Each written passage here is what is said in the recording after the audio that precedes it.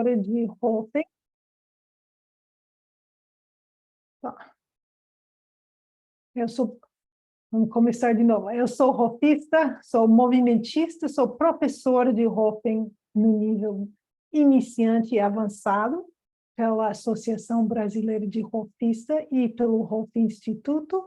Eu sou professora também de Hofen Movimento, né? Então, falar de Hofen, né? O problema é sempre saber aonde começar, né? Mas eu acho que vou começar um pouco comigo mesma, né? Eu tive o privilégio de crescer junto com o Hofen, né?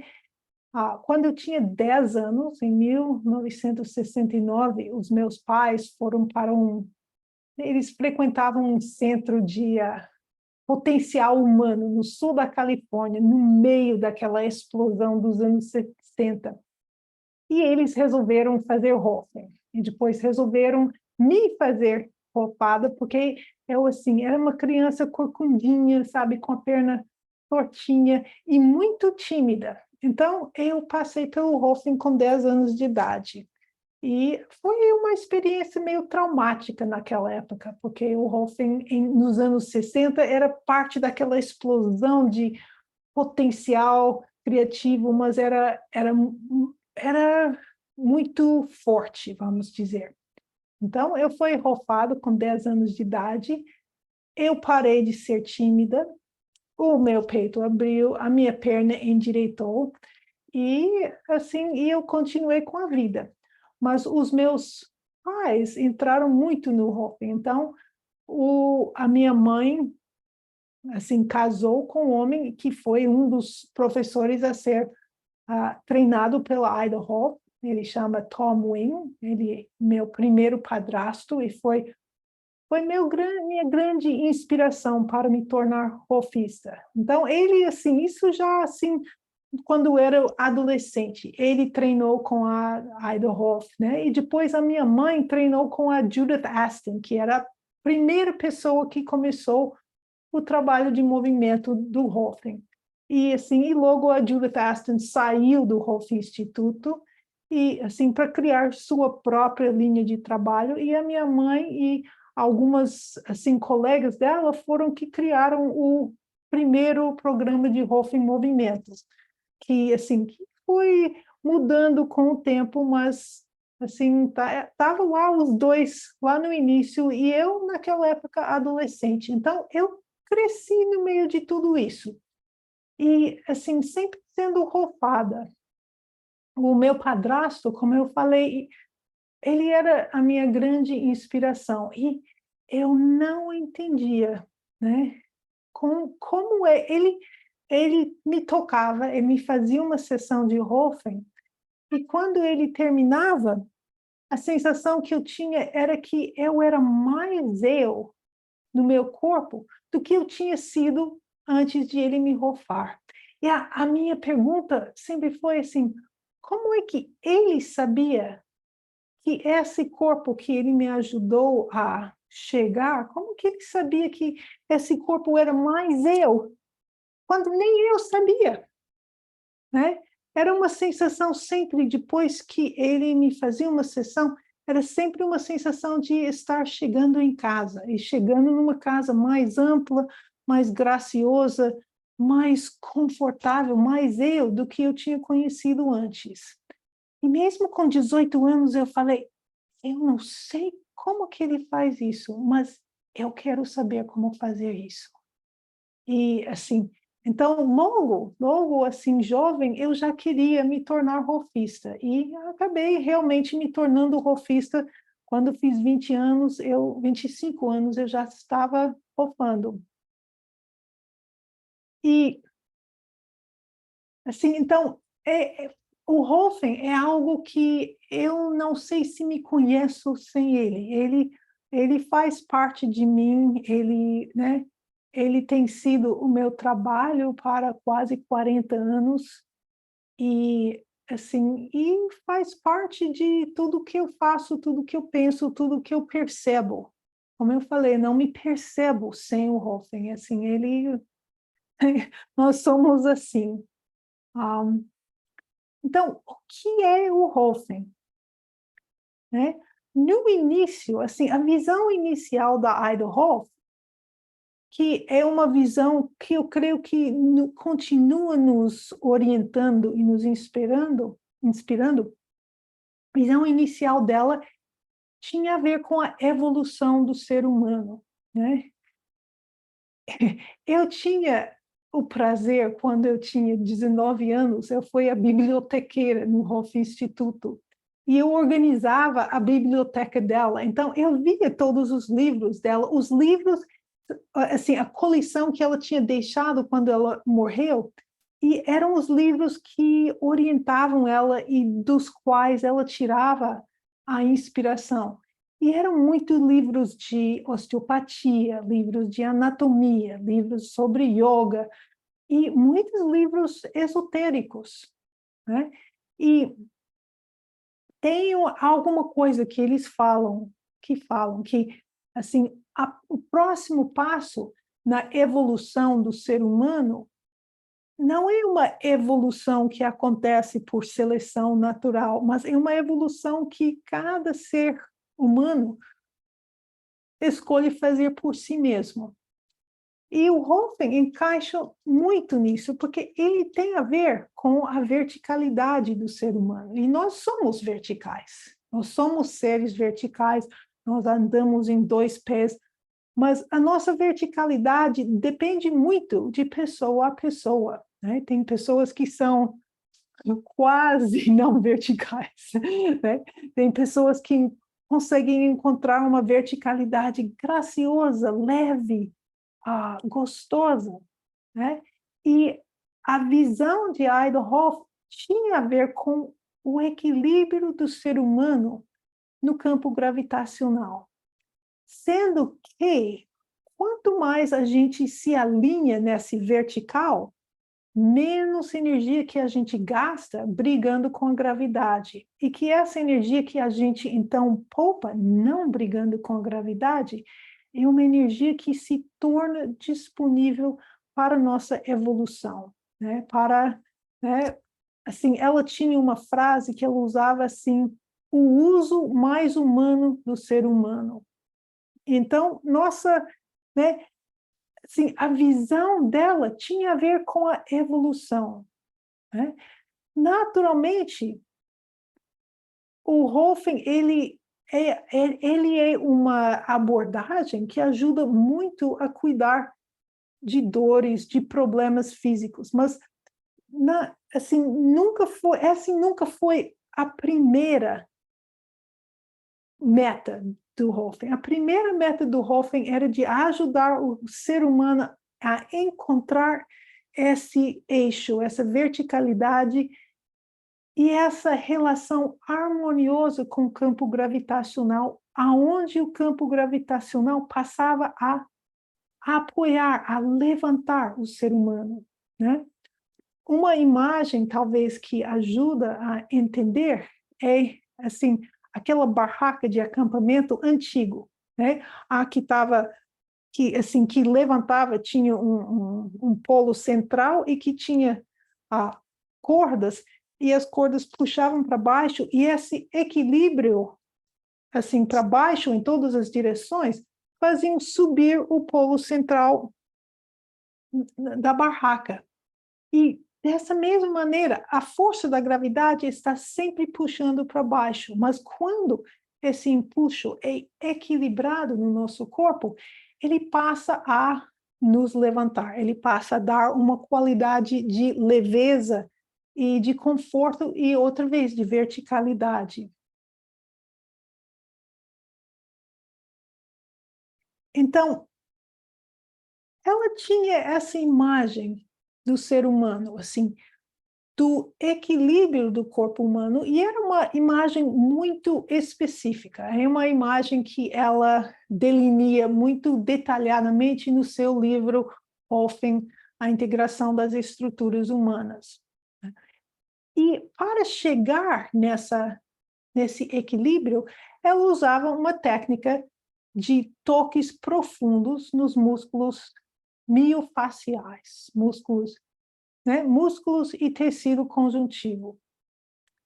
Então, assim, por toques profundos nesses tecidos, ela reorganizava a estrutura do corpo humano, né? Foi assim que eu, como criança, senti o meu peito, que era assim, eu senti meu peito abrir, a minha perna, meu joelho fazia assim, meus joelhos entravam assim, e meus pés saíam. Eu tinha a perna muito valga. Eu tinha dores nas minhas pernas. Com 10 anos, eu já lembro de ter dores nas pernas quando eu corria, de tão assim, de tão valga era a minha perna, né? Então, através desses toques, e esse alinhamento e essa visão de como é que o corpo humano se equilibra na gravidade, o meu corpo foi realmente reorganizado, né? Então, no início, o trabalho de Hoffen era isso, né? E era um trabalho que doía muito, era os anos 60, e o paradigma terapêutico era, para mudar, a gente precisa sofrer, precisa ser dramático. Então, eu conheci o Hoffen como uma técnica muito dolorosa, que hoje em dia eu, como professora de Hoffen, tenho dedicação de ensinar que não precisa ser doloroso. Em fato, assim, se é doloroso, a gente está ultrapassando o limite da pessoa, né? Tem uma dor que às vezes é gostosa, que ai, não para. Essa dor assim, essa dor é uma dor boa quando a gente chega no lugar certo, mas uma dor que assim que ah, não deve ser, né?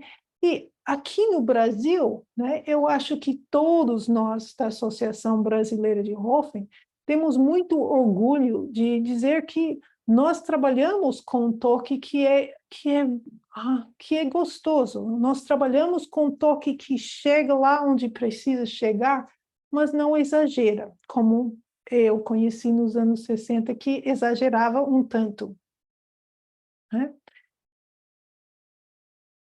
Durante os anos 60, né, ela já estava ensinando para outras pessoas, né? A técnica dela já estava começando a ser divulgado e a ser conhecido, né? Agora, né, assim, tinha também, eu acho, um certo limite para a visão que ela trouxe, porque a visão que ela trouxe inicialmente foi muito mecânico. Foi assim, o corpo assim, você pega assim, você alonga esses tecidos, você ajuda essas camadas assim faciais do tecido conjuntivo, você ajuda eles a descolar um do outro para que eles possam deslizar e o corpo possa alongar e tudo vai estar certo. Porém, nós seres humanos nós não somos mecânicos. Nós somos mistérios.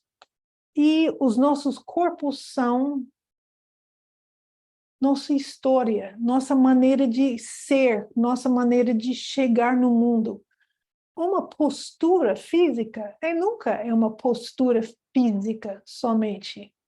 Uma postura física, a gente usa até isso como na nossa linguagem, a gente fala assim, uma postura, e uma postura pode ser uma postura física, mas também é uma postura, uma maneira que você se coloca diante do mundo.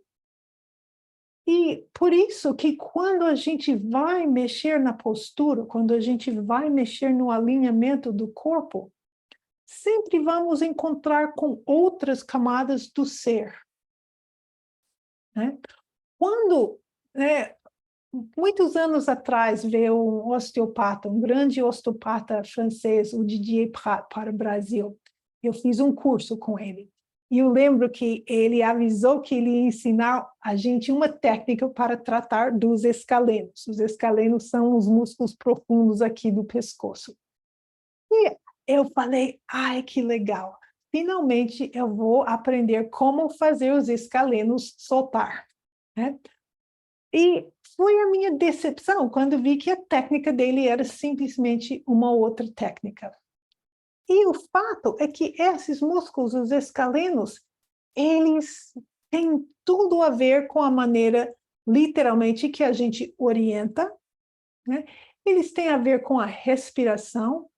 Qualquer trauma de respiração, qualquer trauma que afetou a nossa capacidade de girar a cabeça, de orientar, vai pegar nos escalenos. Eles são músculos que são, vamos dizer, carregadas de significado e de função.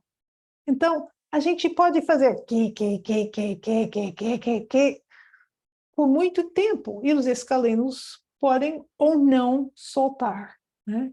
Porque é mais do que mecânico, é mais do que fibras musculares e faciais que vão alongar se a gente mexe com eles com a mão, né?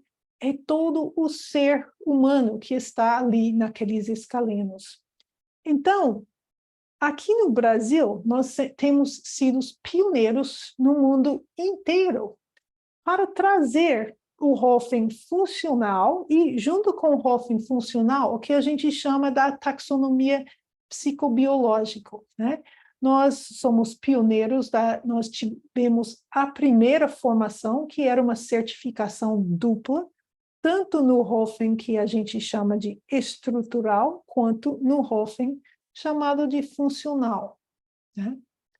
Então, vou falar um pouco disso. O que é o Hoffen funcional? Né? Nosso corpo, ele é feito pelo movimento, né? Estrutura e função são como o ovo e a galinha.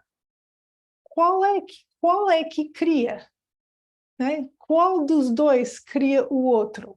A gente nunca vai conseguir saber, né? Se é a maneira que eu respiro 25 mil vezes por dia, que cria a forma do meu peito, ou é o fato que, assim, caí do cavalo e o cavalo deu um chute e deu uma, né, afundou a minha caixa torácica, né? Uma questão é estrutural, outra questão é funcional, né? O fato de eu ter tido uma lesão, de ter levado o chute de cavalo que afundou as costelas, certamente vai afetar e, de uma maneira forte, a minha respiração. E essa respiração que passa a alterar por causa de uma lesão, é uma respiração que depois toma um outro caminho e eu passo a respirar diferente. Pode ser que muitos anos depois eu já sarei da lesão, mas eu continuo respirando, né? Se o chute veio para o lado direito, eu continuo respirando mais para o lado esquerdo. E nisso eu continuo fazendo toda uma torção do meu corpo todo, porque uma torção na respiração que acontece 25 mil vezes por dia vai ser uma força significativa em termos de criar a minha estrutura, né? O Hubert Godard, que é um grande mentor para nosso corpo docente, nossa comunidade toda, ele é francês, ele fala do pé, ele fala, o pé é criado pelo movimento, o pé se forma pela maneira que o movimento e a transmissão de peso passa pelo pé. Então, como mudar o pé, né? Se os meus dedos fazem assim, meus dedos do pé fazem assim, eu tomo 11 mil passos por dia, mas nunca deixando os dedos alongar e fazer parte do movimento do pé empurrar para frente, os dedos do pé nunca vão mudar, eles vão continuar sempre assim. Agora, se eu quiser mudar o meu dedo do pé, eu aprendo a deixar ele soltar, alongar, e começar a fazer parte do momento que o pé de trás dá um impulso para frente, esses dedos do pé vão muito rapidamente começar a alongar. Então, essa é uma questão funcional. E uma questão estrutural que vai junto com isso é que, naturalmente, se eu estou andando com os dedos do pé, tudo assim para cima e encurtados assim, toda a fáscia, os tecidos conjuntivos da sola do pé, também vai ser encurtado. Então, a gente está olhando tanto qual é a questão que é estrutural, né, que é um tecido que é encurtado, né, e qual é uma questão que é funcional, que é um dedo do pé que não funciona. Né? Geralmente, os dois vão de mãos dadas. Né? E, geralmente, para ter uma mudança que dura, precisamos endereçar tanto um quanto o outro.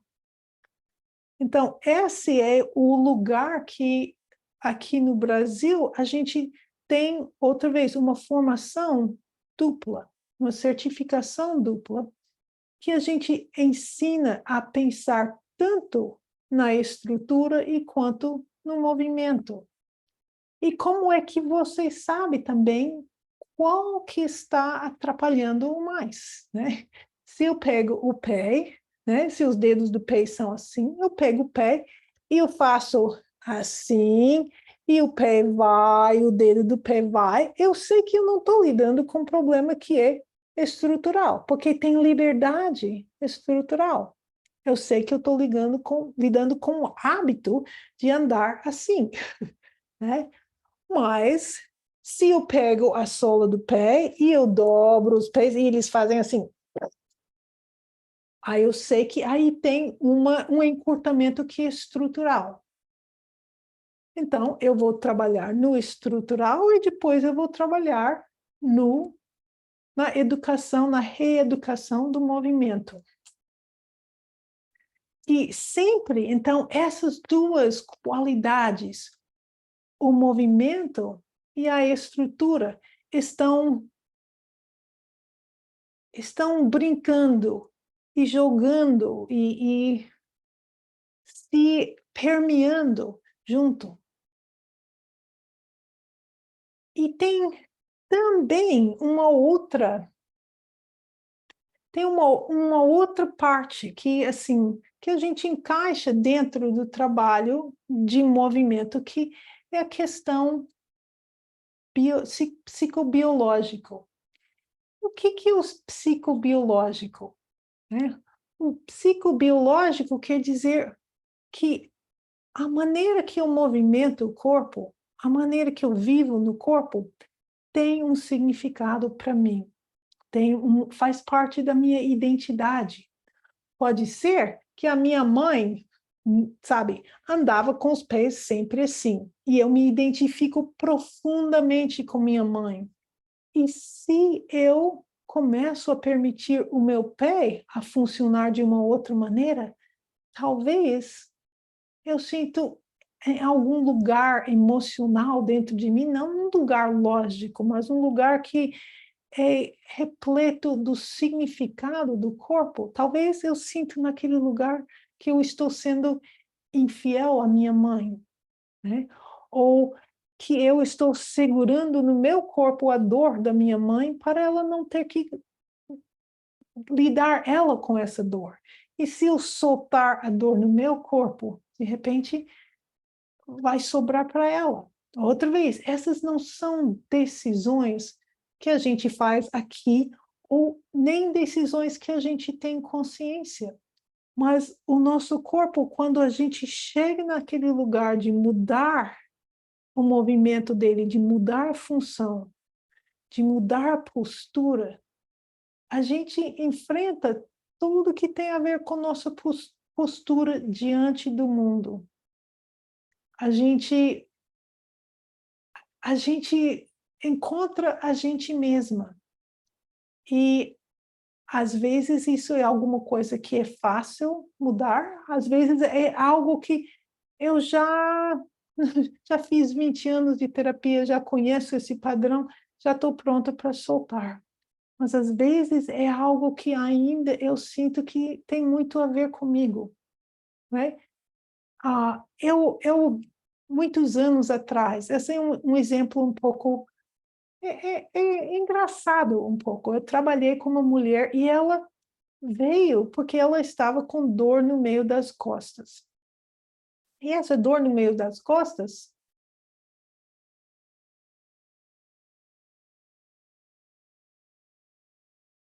ela andava assim. Aí, naturalmente, a gente pode ver com tanta tensão aqui, ela vai ter dor nas costas. Então, um belo dia, a gente estava trabalhando e soltou essa região das costas dela. E ela sentou na beirada da mesa, em vez dessa, com essa postura assim para trás, as costas dela estavam lisas. Eu perguntei para ela, como é que você sente o corpo, sabe? Como está aquela dor nas costas? Ah, não tem dor nenhuma. Aí ela levantou e deu o primeiro passo, e quando ela deu o primeiro passo, ela voltou para trás de novo. E eu estava muito curiosa. Aí eu perguntei para ela, eu falei, você reparou que quando você foi dar o passo, você já jogou os ombros para trás? Como que está a dor nas costas agora? Ela falou, voltou. Aí eu falei, olha, sabe? Aí a gente voltou para a mesa e a gente foi brincar com aquele novo lugar que o corpo dela tinha chego e com assim e com a disponibilidade dela de ficar nesse lugar. E ela teve a memória que eu acho que muitas pessoas, talvez da minha geração ou de uma geração anterior, tiveram essa experiência. Ela foi educada num internato assim religioso.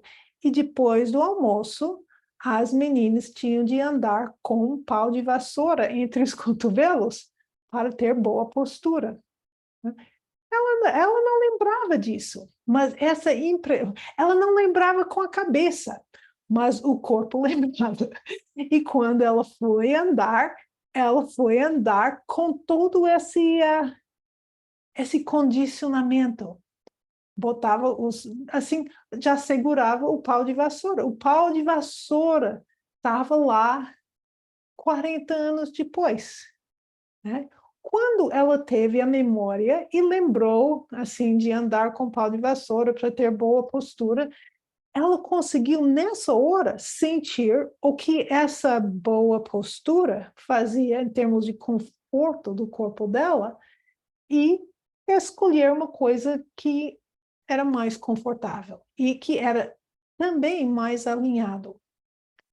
Mas, né? Então esse é um exemplo de muitos e muitos exemplos do psicobiológico, que, né, que a gente tem uma razão que é inconsciente e que aquela razão para fazer como a gente faz tem mais força do que o conforto e bem-estar do nosso corpo, né? Se a gente está fazendo alguma coisa e está machucando o nosso corpo, podemos ter certeza que tem uma razão, muitas vezes inconsciente, mas tem uma razão muito boa para aquela postura, para aquela forma de movimento, e a razão é mais importante para nosso ser do que conforto, né? E muitas vezes, somente confrontando com o conforto de uma nova maneira de fazer as coisas, de uma nova postura, de uma nova forma de movimento, que vem à tona aquela memória ou aquela razão, né? Muitas vezes também o psicobiológico, ele tem a ver com questões de relacionamento. Então, muito comum, né? Aliás, se vocês quiserem, vamos fazer essa pequena experiência, né? o que eu vou convidar vocês a fazer é todo mundo olhar, baixar os olhos. E quando você, com os olhos bem baixos, reparar como que fica a sua respiração.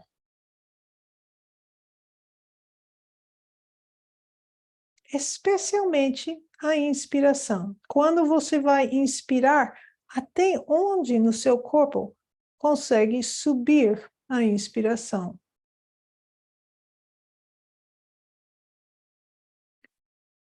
Com os olhos para baixo, qual é mais fácil, a inspiração ou a expiração? Qual que fica mais comprido?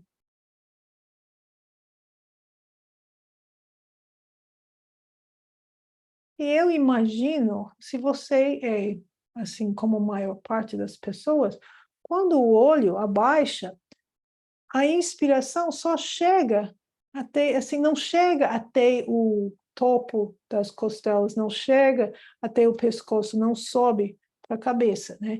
Ela acaba parando por aqui, né? No meio do peito. Agora, faz diferente. Eu convido vocês a encontrar com o olhar, encontrar a linha do horizonte e deixar seus olhos assim, 5 a 10 degraus acima da linha do horizonte. Deve ser um lugar que a cabeça se sente leve.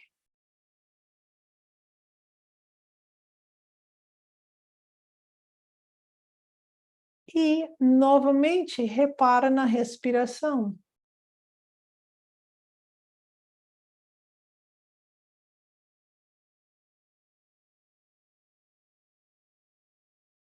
É diferente? Né? Provavelmente agora você sente que a respiração pode subir. Né? Então, vamos pensar nisso. A respiração, a gente respira entre 17 a 25 mil vezes por dia. Se eu vivo com meu olhar para baixo,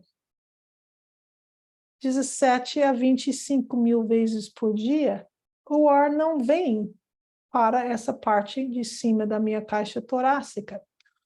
Os lóbulos superiores dos pulmões acabam ficando com pouco movimento, né?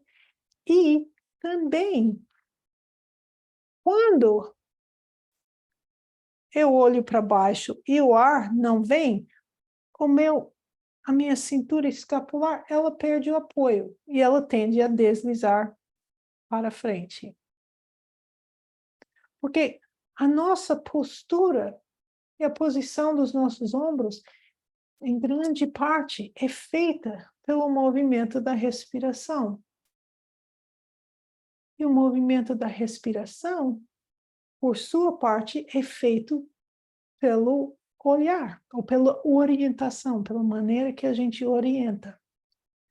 Então, pensa só, como eu uso os olhos, o ângulo que eu olho pelos olhos tem muito a ver com como eu me sinto em relação ao outro.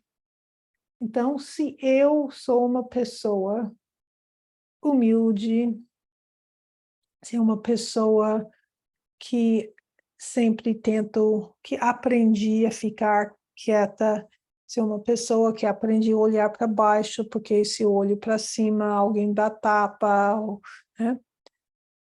O que acontece? Esse olhar para baixo, ele cria toda uma condição de respiração, que cria, por sua vez, toda uma condição de postura. E aí, o que acontece para uma pessoa que vive assim, olhando meio para baixo, quando ela vem com o olhar horizontal? Muitas vezes tem uma explosão quase de sentimento. Ela fala, eu não posso olhar assim para você. Eu sinto que eu estou sendo arrogante, eu sinto que Eu sinto que eu estou sendo arrogante, eu estou com medo que, sabe, eu lembro que meu pai, se eu olhava para ele, se eu olhava nos olhos, ele dava tapa na cabeça e falava que, assim, criança não era para olhar para adulto, blá, blá, blá, blá, blá, blá, blá, blá, blá. Uma série de crenças, de posturas, de maneiras de relacionar que estão dentro daquele olhar que é, né, horizontal, que olha para baixo, ou também tem um olhar que olha para cima, né? Eu conheci uma pessoa, ele era sempre assim, olhava para baixo, né? E o ângulo que você usa o olho não tem muito a ver com a sua altura. Eu já vi pessoas bem altas olhar para cima para umas pessoas mais baixas. Eu já vi pessoas mais baixas olhar para baixo numa pessoa mais alta, né? O ângulo do olhar, que é um de muitos aspectos psicobiológicos, esse ângulo do olhar, ele é carregado de significado. Então, nós temos sempre um movimento entre o psicobiológico, o significado que aquilo tem para mim, entre o físico, o estrutural, né? E entre o funcional, a maneira que o meu corpo funciona. Lembrando que a função, o movimento, cria a estrutura, e a estrutura determina o movimento. E os dois vão fazendo assim, né? E para mudar do nível, do lado da função, muitas vezes você tem também que mudar no nível psicobiológico. Eu vou mostrar aqui uma imagem.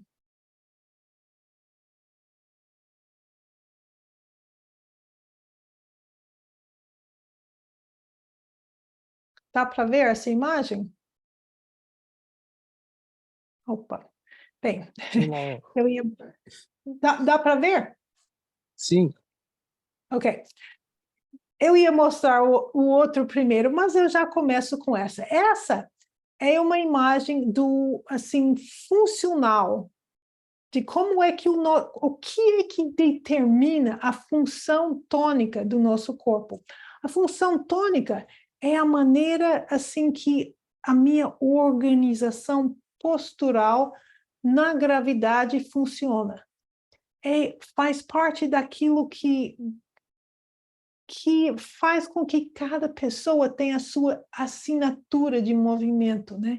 Você está andando na rua, assim, você vê alguém chegando de longe e, apesar de não ver ainda as feições da pessoa, você sabe que é seu amigo pela maneira única que essa pessoa movimenta, né? Essa é nossa função tônica, é aquilo que faz o nosso movimento ser unicamente a nossa. E essa função tônica, ela tem influência, ela é criada por quatro elementos, né? Assim, em cima a gente vê que o corpo e a estrutura, né? Então, por exemplo, nós somos seres humanos, nós temos um corpo e uma estrutura de ser humano. A gente anda em duas pernas, não de quatro, né? Simples, tão simples assim. Um corpo humano tem tais possibilidades de movimento, tem tais articulações, é diferente de um corpo de um gato, que tem outras possibilidades de movimento, ou de um pássaro, que tem outras possibilidades de movimento, né? Eu nasci num corpo que pode dar luz a uma criança. Isso significa que eu tenho uma pelve mais larga, que é uma função, assim, de milhares de anos de evolução que a mulher assim, a mulher, quando vai dar luz, se a bacia é mais larga, abre mais fácil para o bebê poder passar. Uma bacia mais larga dá passagem mais fácil na hora de dar luz a um bebê. Assim, bacias pélvis que são mais largas vão ter um ângulo mais para dentro da perna, porque a cabeça do fêmur está aqui, na bacia mais larga, ela está mais para o lado e vem mais assim, simples, né? Então, temos questões que são estruturais do nosso, assim, de ser um ser humano, de ser, assim, de nascer, assim, biológico, do gênero biológico que nascemos. Tem também questões estruturais que são parte da história de cada pessoa. Tive um acidente de bicicleta, quebrei a tíbia, assim, e tenho agora uma perna que é 2 centímetros mais curta do que a outra. Isso vai sempre criar uma certa, assim, isso cria certas possibilidades de movimento e cria certas condições. Essa pessoa que tem uma perna mais curta do que a outra, provavelmente vai ter que ter muita atenção e cuidado nas duas articulações sacroiliacas. Então, temos o corpo e a estrutura, que definem, né, que definem nosso movimento. Nós temos a nossa coordenação para o lado esquerdo. E o que é a coordenação? A coordenação é, outra vez, é aquele movimento que é unicamente nosso, né? Tem uma pessoa que ela vai alcançar assim o copo de água e ela assim a mão vai para frente e o peito vai para trás. Tem uma pessoa que alcança o copo de água assim o peito vai junto com a mão, né? Assim, a nossa coordenação quer dizer assim quais são os músculos, as fibras musculares, as unidades motoras que a gente usa e em que ordem que a gente usa para fazer um movimento. E como a gente sabe, para levantar a mão e coçar a cabeça, tem tantos levantares da mão e coçares da cabeça quanto tem pessoas para fazer, né? Provavelmente vamos usar alguns músculos semelhantes, mas sempre vai ter variações pessoais. Então, essa coordenação também faz parte dessa função tônica, né? Temos aqui embaixo a percepção, né? Que é uma categoria enorme que a gente abordou um pouco, né? Falando do olhar, né? Quando a gente olha para baixo, quando a gente olha no horizonte, né? A percepção tem a ver com como é que a gente usa nossos órgãos de sentido, né? Por exemplo, se eu tenho um ouvido que eu não ouço, vamos imaginar que, assim, tive uma lesão no nascimento e eu tenho 40% menos audição no ouvido esquerdo. Então, assim, o que acontece? Eu tendo sempre a estar girando o ouvido direito para captar o som, né?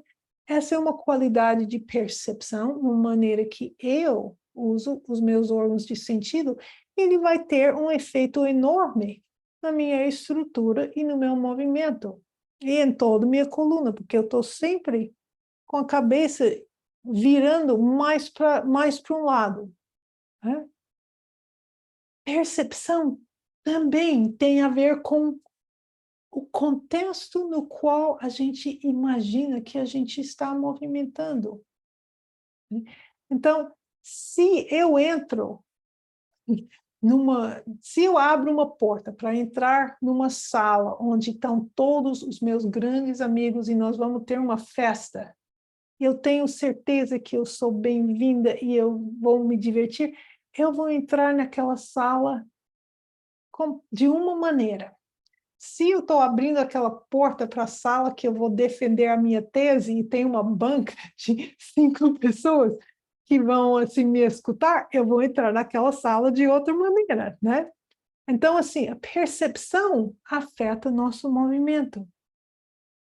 Assim, e, por último, a gente tem a emoção e a psicologia, o significado. E outra vez, eu toquei nisso quando eu falei, assim, do olhar para baixo. O que significa esse olhar para baixo? Né? Ah, um significado muito grande que afeta os corpos das mulheres brasileiras é o bumbum bonito. Né? O bumbum tem que ser bonito. Eu já trabalhei com tanta mulher que dava, nossa, que dava nós na região lombar, assim, por necessidade de ter um bumbum bonito, que vai para fora. Então, mesmo se ela não tem um bumbum que, assim, tem aquela forma que tem, assim, ela arqueia as costas para ter, né? Um significado, um desejo de ser bonito, conforme os padrões de beleza. E isso cria todo um movimento que vai, né, que vai criando. Então, todos esses elementos vão criando junto o corpo que nós temos. E quando, então, com o Hoffen, a gente está, outra vez, sempre fazendo círculo entre, assim, o estrutural, aquilo que encurtou, aquilo que prendeu, aquilo que precisa ser solto no nível físico. A lesão que teve, né? A lesão que teve, a pessoa caiu, ela caiu, assim, virou quando ela caiu, assim, as vértebras da coluna, assim, rodaram e ficaram em fixação naquela posição rodada. Isso dói para chuchu. E isso, assim, a questão disso é de soltar aquelas fixações articulares nas vértebras da coluna para que a coluna passe a ter outra vez uma posição neutra a partir da qual a pessoa pode funcionar. É uma questão estrutural. Mas a questão estrutural e a questão funcional, né? E a questão psicobiológica estão sempre tecendo, né? Então, assim, se a pessoa caiu e travou, assim, e rodou, nunca é à toa que rodou para a esquerda, porque a pessoa caiu para a esquerda, porque já para a esquerda é um lugar que ela tem menos apoio, é um lugar que o pé dela funciona menos, é um lugar que ela se sente mais vulnerável, né? Então, quando a gente trata de ajudar a estrutura a voltar, a gente também está tratando de observar, uau, esse pé esquerdo embaixo, ele está assim, repara que quando você caminha, ele levanta assim, ele não te dá o mesmo apoio. E a gente está tratando nessa hora de ensinar assim movimentos que ajudam o pé a perceber como é que o movimento que passa pelo pé todo, em vez de passar só no arco lateral, né? Então, então, eu acho que aqui no Brasil, né, e nós temos muito orgulho disso, que no Brasil a gente está sempre abordando o ser humano como um todo. E no nosso Hoffen, a gente está ensinando tanto o olhar estrutural e as técnicas para ajudar o corpo a chegar num equilíbrio estrutural, numa verticalidade graciosa, gostosa, fluida, confortável. E, ao mesmo tempo, a gente está ensinando técnicas para ajudar a pessoa a entender o movimento dela e encontrar novas opções que ajudam ela a ter um movimento mais fluido, mais livre, que por sua vez cria uma estrutura mais alongada, mais vertical, mais gostoso. É isso. Já falei um monte. Tem alguma pergunta?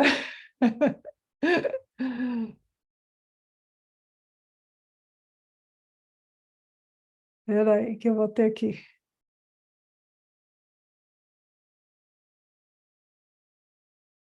Desconfio que os óculos multifocais, pois é, interferem bastante na posição do olhar mais predominante. No meu caso, imagino que eles me levam a olhar com a cabeça mais para cima.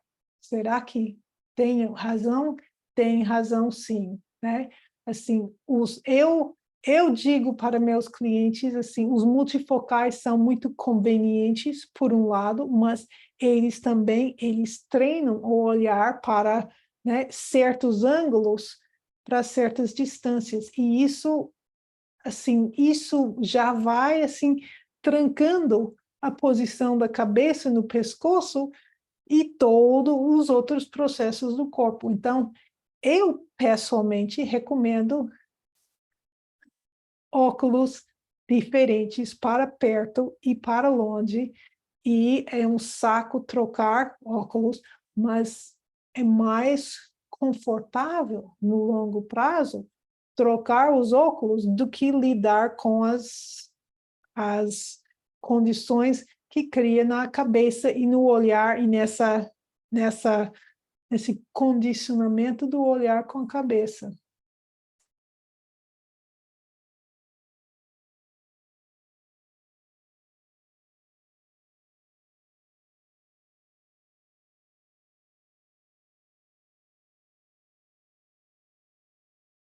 Mais perguntas?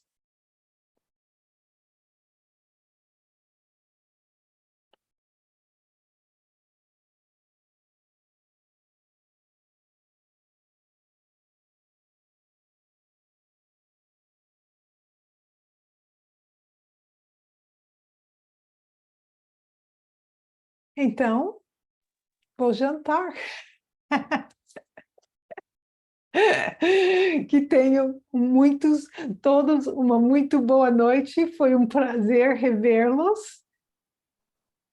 Tomara que teve alguma pessoa não rofista aqui também, ou que alguém vai ver. Ó, muito obrigada. Posso ir, Bruno? Pode, Lael. A gente teve bastante gente também que estava escondidinho nas câmeras. E para lembrar que no final desse mês a gente vai ter um dia de vivência sobre o Rolfing, parte do Rolfing com a professora Lúcia Merlino. Eu vou colocar aqui no chat as informações, mas dá para ver pelo Instagram também. Vai ser uma vivência muito legal, tanto para quem quer fazer a formação também, quanto para quem quer vivenciar um pouco o trabalho em grupo. Tá aqui. Acho que é isso, pessoal. Muito obrigado pela presença de todos vocês nesses 5 encontros, que finalizou com chave de ouro com a professora Lael. Foi muito bom. Muito obrigado, gente.